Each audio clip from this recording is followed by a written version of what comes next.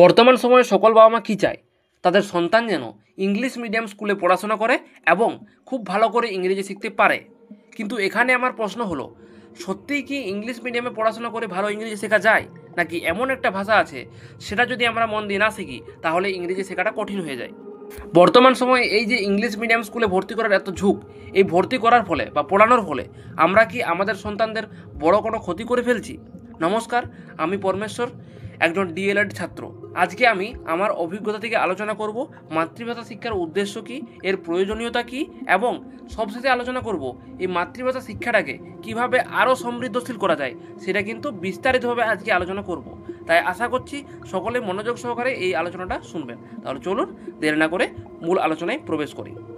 প্রাথমিক স্তর হলো শিশুর শিক্ষা জীবনের প্রথম ধাপ। তাই এই স্তরে শিক্ষা দিতে হলে তার বোঝার বিষয়ে তাকে বুঝাইতে হবে, ঠিক? তাহলে কোন ভাষায় বুঝাতে হবে? মাতৃভাষায়। মাতৃভাষা কি? মাতৃভাষা হচ্ছে জন্মের পর থেকে শিশু পরিবার তারপরে সমাজ থেকে যে ভাষাটা শুনি পড়ে ব্যবহার করে সেইটাই হচ্ছে মাতৃভাষা। এই কারণেই কী করতে হবে না, প্রাথমিক স্তরে মাতৃভাষা তাকে কিন্তু শেখানোটা খুব জরুরি, খুব কার্যকর। এটার উদ্দেশ্য কি? এর উদ্দেশ্যগুলো চলুন আমরা বিস্তারিতভাবে বুঝে নিই। তাহলে এর উদ্দেশ্য কি? প্রথম উদ্দেশ্য হচ্ছে যে এর কী হবে, শিশুর স্বাভাবিক ভাষা বিকাশ ঘটবে। যদি মাতৃভাষার মাধ্যমে শিক্ষা দেওয়া হয় তাহলে কিন্তু শিশুর স্বাভাবিক ভাষা বিকাশ ঘটবে। 2 নম্বর কী হবে? 2 নম্বর হচ্ছে তার চিন্তা, তার অনুভূতি, তার ভাব প্রকাশের ক্ষমতা বাড়বে।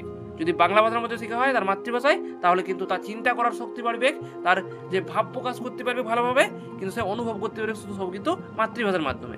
3 নম্বর কি বলবো? 3 নম্বরে আলোচনা করবো আমরা এই যে পড়া, লেখা আর বোঝার কিন্তু দক্ষতা গঠন হবে মাতৃভাষা বলে, ঠিক আছে? এবার 4 নম্বর উদ্দেশ্য কি বলবো? নিজের সমাজ ও ঐতিহ্যের সঙ্গে তাকে যুক্ত করা এই মাতৃভাষার মাধ্যমে। এবং লাস্টলি বলবো, লাস্ট উদ্দেশ্য কি বা 5 নম্বর উদ্দেশ্য কি, যেটা আজকে আলোচনা, সেটা হচ্ছে যে শিশুর যে ফিউচার বা ভবিষ্যতের শিক্ষার একটা মজবুত ভিত্তি তৈরি করে এই মাতৃভাষা। তাহলে বোঝা গেল 5টা কারণ। কি বললাম যদি একবার সামারাইজ করি, তাহলে হচ্ছে 1 নম্বর হচ্ছে যে শিশুর স্বাভাবিক ভাষা বিকাশ ঘটানো। 2 নম্বর কি বললাম না, তার চিন্তা, অনুভূতি আর ভাব প্রকাশের ক্ষমতা বাড়ানো। 3 নম্বর কি বললাম? পড়া, লেখা আর বোঝার ক্ষমতা বা দক্ষতা গঠন করা। তাহলে 4 নম্বর কি বললাম? যে ওর সমাজ ও ঐতিহ্যের সঙ্গে তাকে কিন্তু যুক্ত করা। আর লাস্ট যেটা হচ্ছে সেটা হচ্ছে কি, ফিউচার বা ভবিষ্যতের পড়াশোনার একটা মজবুত ভিত্তি, স্ট্রং লেভেল একটা তৈরি করা কিন্তু এই মাতৃভাষার মাধ্যমে। এবারে চলুন আমরা আলোচনা করি। কি আলোচনা করব? এবার আমরা আলোচনা করব এর যে মাতৃভাষা শিক্ষার কেন প্রয়োজন সেটা আলোচনা করি। প্রথমত আমরা যদি বলি, তাহলে মাতৃভাষায় যদি শিশুকে শেখানো হয় তাহলে কিন্তু শিশু খুব সহজে বুঝতে পারে কোনোটা নতুন ধারণা বা জটিল বিষয়কে। যদি আমরা মাতৃভাষার মাধ্যমে শিশুকে বোঝাই তাহলে কিন্তু সেটাকে কী করে, আনন্দের সঙ্গে কিন্তু উপভোগ করে। 2 নম্বরে কি বলবো?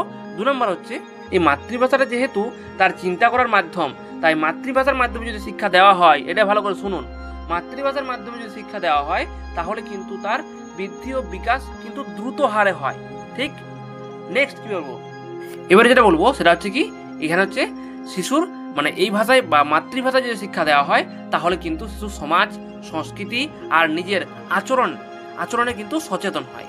আর প্রাথমিক স্তরে কিন্তু এইটা না শিকার হলে, এই ভাষাটা শিকার হলে পরবর্তীতে কিন্তু অন্য ভাষা শেখাও কিন্তু তার কাছে সহজবোধ্য হয়ে ওঠে।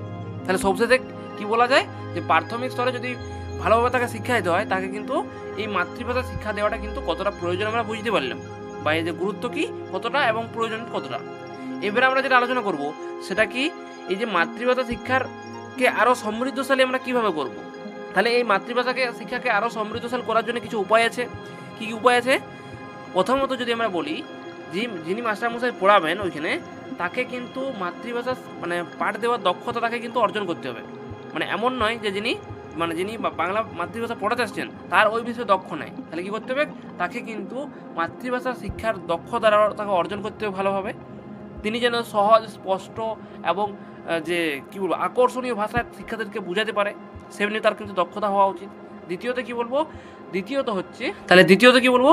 প্রাথমিক শিক্ষার যে বইগুলোকে সেগুলোকে কিন্তু বাস্তব আর তার সংস্কৃতির সঙ্গে মেলে বাস্তবমুখী করতে হবে। যে বইগুলো আছে প্রাথমিক শিক্ষার ক্ষেত্রে, সেই বইগুলোকে কিন্তু বাস্তবমুখী করতে হবে।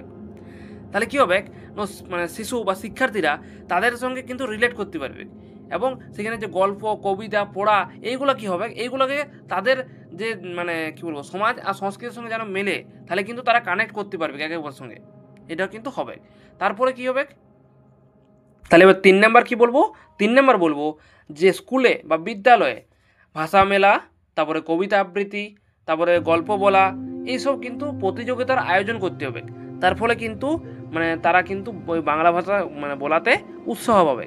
এইবারের যে পয়েন্টটার কথা বলবো সেটা কিন্তু সকল অভিভাবকদের জন্য মানে শুনতে খারাপ লাগতেও পারে, কিন্তু এটা বাস্তব।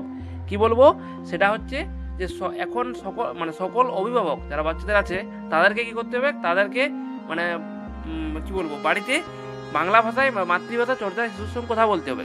অনেকে কি করে তাদের সন্তান ইংলিশ মিডিয়ামে পড়াশোনা করে, তার জন্যই কি করে অনেক বাবা মা তাদের সঙ্গে ইংলিশে কথা বলে।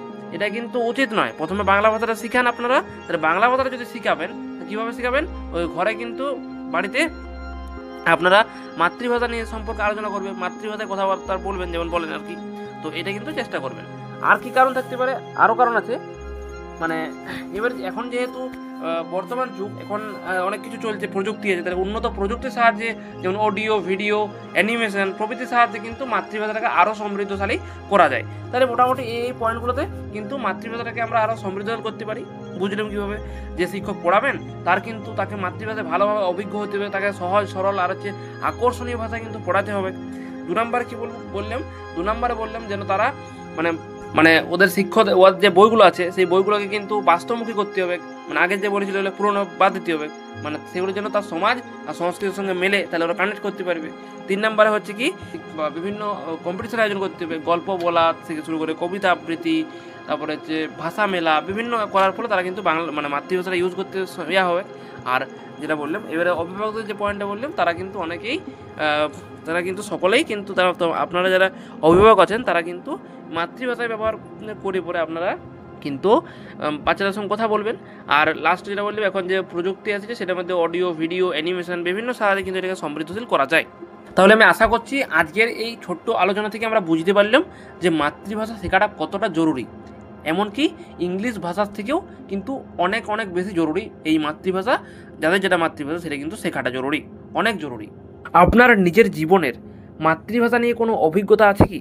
অবশ্যই নিচে কমেন্ট বক্সে কমেন্ট করে জানাবেন। আজকের আলোচনাটা আপনার যদি সত্যি ভালো লাগে থাকে তাহলে অবশ্যই ভিডিওটিতে একটা লাইক করে একটা সুন্দর কমেন্ট করে যাবেন, কারণ আমরা একসঙ্গে শিখব এবং নিজেদের মনকে ভালোভাবে জানবো।